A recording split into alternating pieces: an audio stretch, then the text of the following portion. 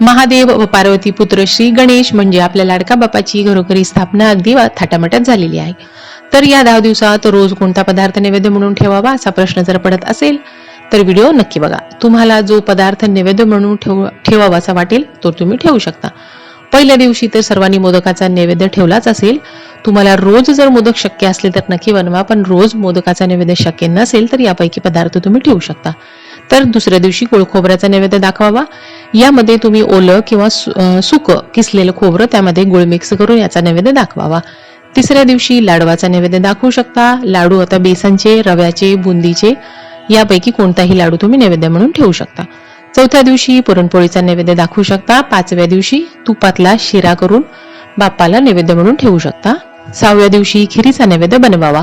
आता खीर साबुदाण्याची बनवू शकता, तांदळाची, शेवयाची करू शकता. 7व्या दिवशी करंजीचा नैवेद्य बनवा. गुळ खोबऱ्याची, रव्याची, खव्याची कोणत्याही प्रकारची करंजी बाप्पाला नैवेद्य म्हणून ठेवावी.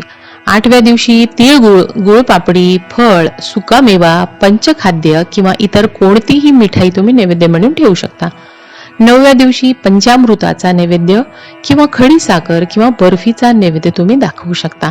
आणि 10व्या म्हणजे विसर्जनाच्या दिवशी उकडीचे किंवा तळणीचे मोदकाचा नैवेद्य दाखवावा आणि बाप्पाला प्रसन्न करून पुढच्या वर्षी लवकर या असे म्हणत निरोप द्या. आणि व्हिडिओतली माहिती आवडली तर सबस्क्राईब करा.